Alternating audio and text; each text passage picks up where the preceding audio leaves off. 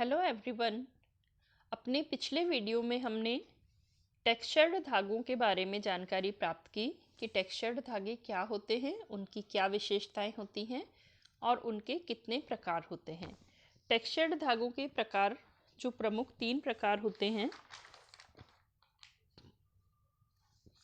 Bulk textured yarn, stretch textured yarn और set textured yarn. इसमें से हमने बल्क टेक्सचर्ड यार्न और उसके विभिन्न विधियों को, निर्माण की विधियों को पिछले वीडियो में पढ़ा था। आज के इस वीडियो में हम पढ़ेंगे स्ट्रेच टेक्सचर्ड यार्न और सेट टेक्सचर्ड यार्न्स के बारे में विस्तार पूर्वक इसका अध्ययन करेंगे। स्ट्रेच टेक्सचर्ड यार्न्स, इनके नाम से ही समझ में आ रहा है कि इनमें स्ट्रेचेबिलिटी या खिंचाव की क्षमता काफ़ी अच्छी होती है। ये बहुत ही लंबे कंटिन्यूअस लेंथ के अनवरत लंबाई के संश्लेषित फिलामेंट यार्न्स होते हैं।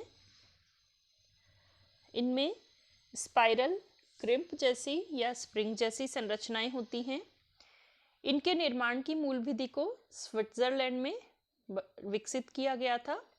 इसमें 3 चरण होते हैं, प्रमुख रूप से 3 स्टेप्स या स्टेजेस होती हैं इन धागों के निर्माण की। सबसे पहले धागों में ऐंठन दी जाती है, उसके बाद उनकी हीट सेटिंग की जाती है और उसके बाद अनट्विस्टिंग की जाती है। यानी सबसे पहले धागे में ट्विस्टिंग, फिर उसकी हीट सेटिंग और उसके बाद उनको अनट्विस्ट किया जाता है।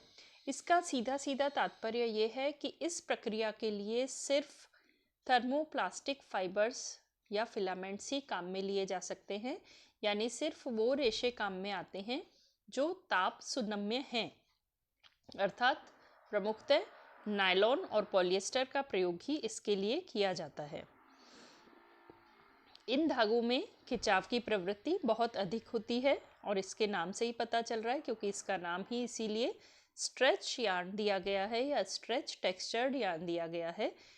ये स्ट्रेचेबिलिटी इनकी 300 से 500% तक होती है।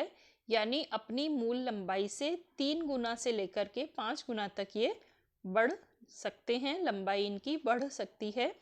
और साथ ही स्ट्रेच रिकवरी भी बहुत अच्छी होती है। अगर आप तनाव या दबाव हटा देंगे तो वापस अपनी मूल लंबाई को प्राप्त कर लेते हैं।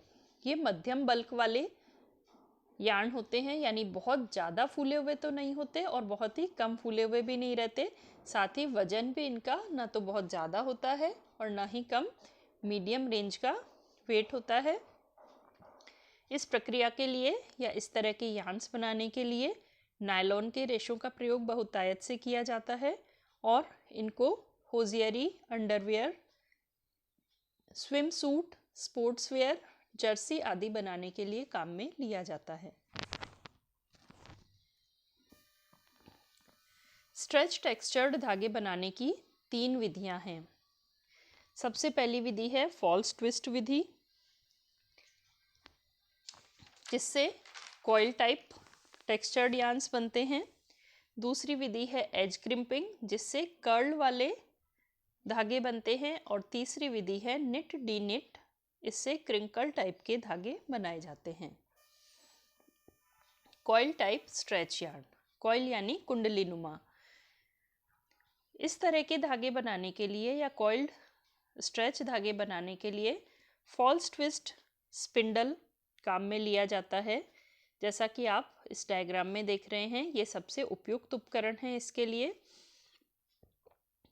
कॉइल टाइप स्ट्रेच धागे बनाने के लिए फॉल्स ट्विस्ट स्पिंडल, स्पिंडल कहते हैं तकली को, तो इस तकली में 6 लाख, जो भी ये तकली है या स्पिंडल है, ये 6 लाख घूर्णन प्रति मिनट की गति से घूमती है और ये लगातार घूमती रहती है, जिसके द्वारा धागे में ट्विस्ट बन जाते हैं।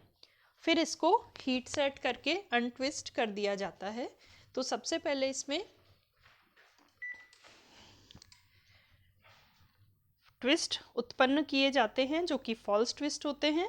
उसके बाद उनको फॉल्स ट्विस्ट को हीट सेट कर दिया जाता है और उसके बाद इनकी अनट्विस्टिंग कर दी जाती है।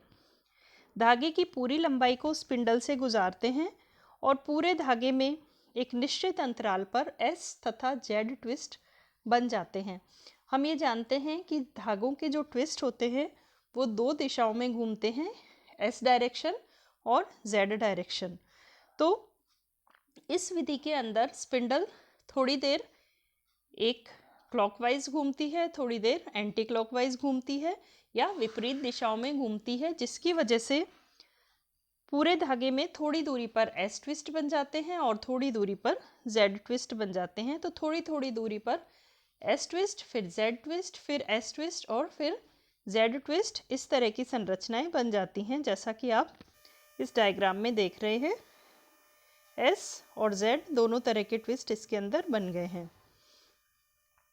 इन धागों में स्ट्रेचेबिलिटी बहुत अधिक होती है और इसीलिए इनको स्ट्रेच यार्न भी कहते हैं। इन धागों में खिंचाव की क्षमता धागे में डाले गए फॉल्स ट्विस्ट की मात्रा पर निर्भर करती है। ट्विस्ट की मात्रा स्पिंडल के घूर्णन की गति और दिशा पर निर्भर करती है। इन धागों को सिंगल या प्लाई धागे के रूप में काम में लिया जा सकता है।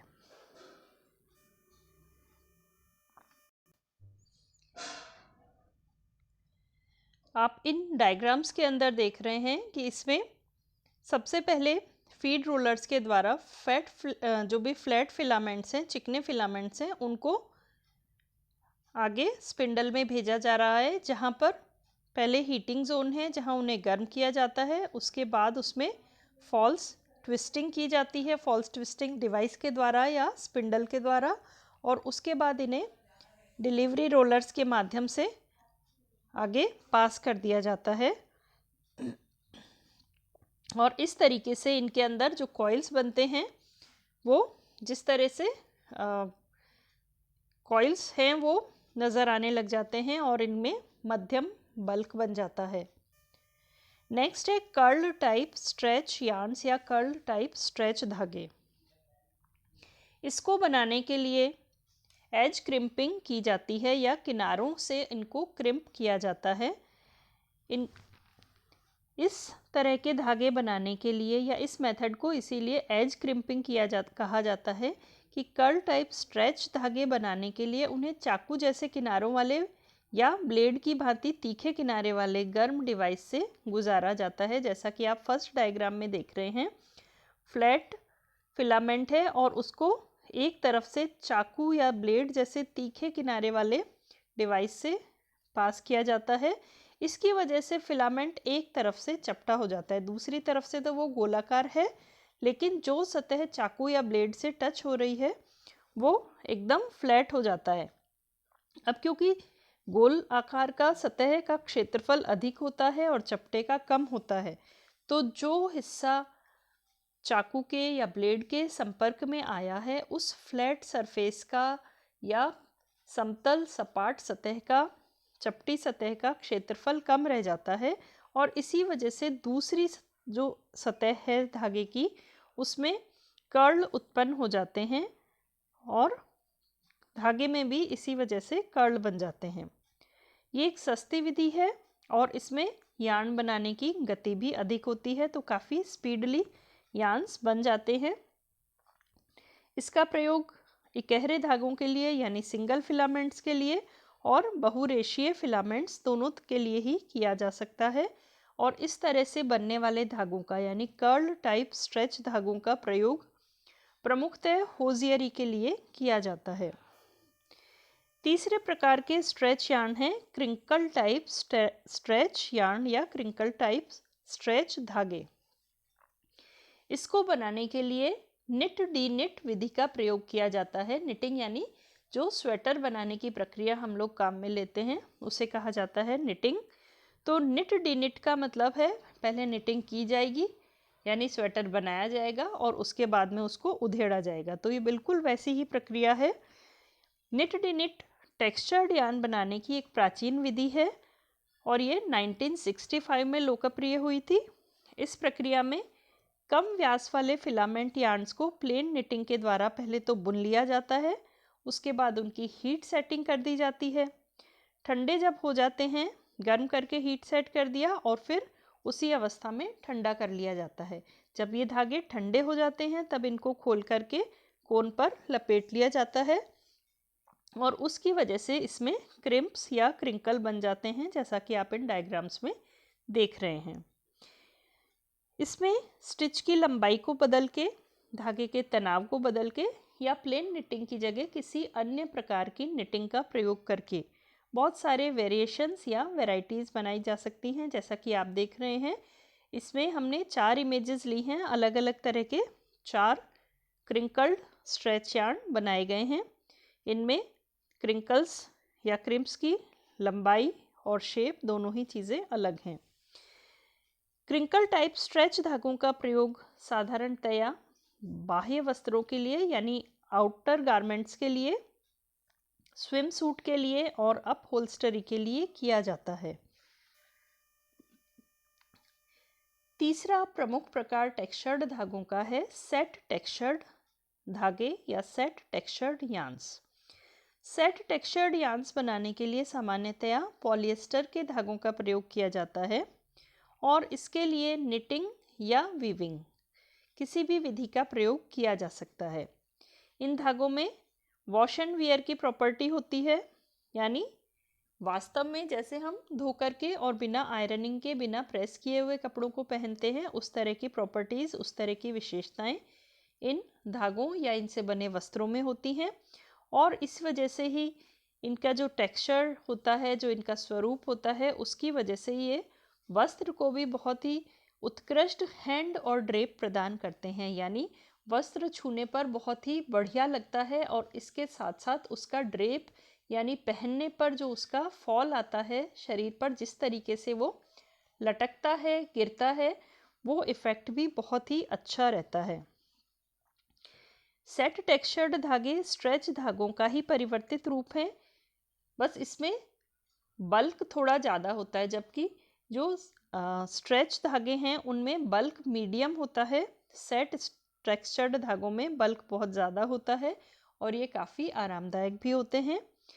इन धागों से बने वस्त्रों को पहनने में और उसकी देखभाल के दौरान भी ये अपने मूल आकार और आकृति को बनाए रखते हैं और इसीलिए इनका नाम रखा गया है सेट टेक्सचर्ड यार्न्स, यानी इसके जो टेक्सचर है वो किसी भी खिंचाव और तनाव के द्वारा परिवर्तित नहीं होती है, सेट रहती है। सेट टेक्सचर्ड धागों के निर्माण की 3 विधियां होती हैं: flat drawn yarn, draw textured yarns और friction textured yarns.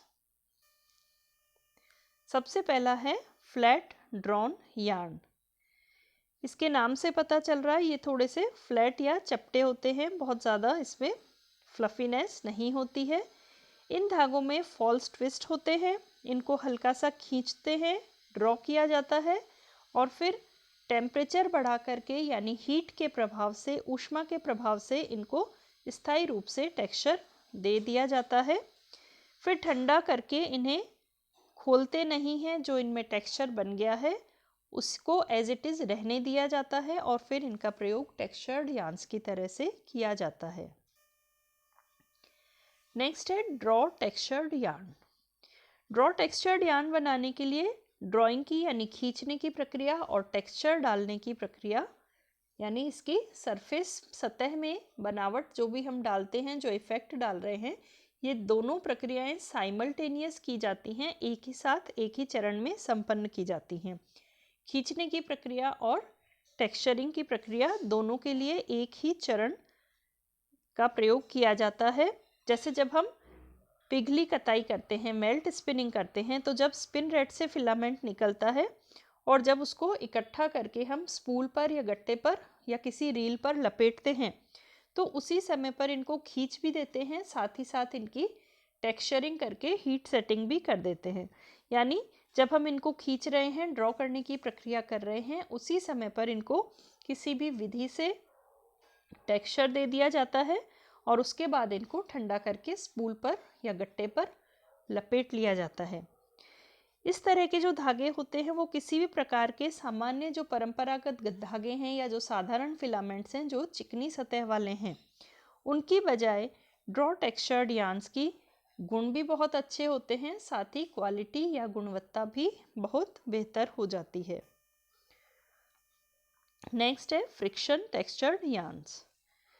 Friction texturing की प्रक्रिया में थोड़े से टेक्सचर्ड यार्न होते हैं, यानी आंशिक रूप से उनमें टेक्सचरिंग की गई होती है और उनको फ्रिक्शन मशीन के अंदर डाला गया जाता है, यानी ऐसी मशीन जिसमें घर्षण उत्पन्न किया गया हो और उस घर्षण के माध्यम से ही इनमें ट्विस्टिंग की जाती है। और उस ट्विस्टिंग की वजह से, ये जो ट्विस्टिंग है वो सतह के घर्षण से है, किसी स्पिंडल से या फॉल्स ट्विस्ट की वजह से नहीं है। तो जो ट्विस्ट उत्पन्न होते हैं वो वास्तविक ट्विस्ट होते हैं, फॉल्स ट्विस्ट नहीं होते। और जब ये ट्विस्ट उत्पन्न हो जाते हैं, जैसा आप इस डायग्राम में देख रहे हैं, तो इनको हीट सेट कर दिया जाता है और फिर टेक्सचर्ड यार्न की तरह से काम में लिया जाता है। तो इस प्रकार हम देखते हैं कि जो 3 प्रमुख तरह के टेक्सचर्ड यार्न हैं, उनका विभिन्न प्रकार से, अलग अलग विधियों से हम उन्हें बना सकते हैं और भिन्न भिन्न प्रकार से उनको काम में लिया जा सकता है।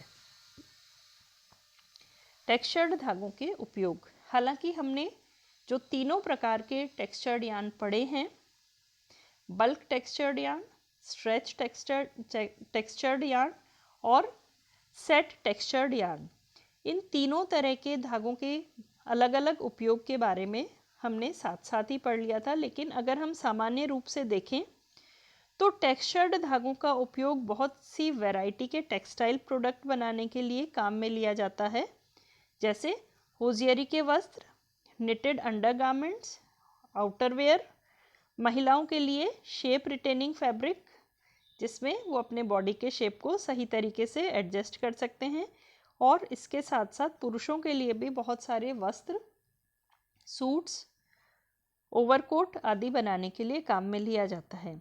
इसके साथ साथ ही इनका प्रयोग कृत्रिम फर बनाने के लिए, कारपेट्स के लिए, कंबल, ड्रेपरी और अपहोल्स्टरी वस्त्रों के लिए भी किया जा सकता है या किया जाता है। तो टेक्सचर्ड धागे सामान्य धागों से हटकर बहुत अच्छी सतह या अपीयरेंस के साथ साथ बहुत आरामदायक और अच्छे गुणों वाले भी हो जाते हैं। और इसीलिए टेक्सचर्ड धागों का प्रयोग हालांकि थोड़ा साधारण धागों की अपेक्षा महंगा है, लेकिन वस्त्रों को बहुत विविधता, बहुत अच्छी क्वालिटीज़ देने वाला होता है।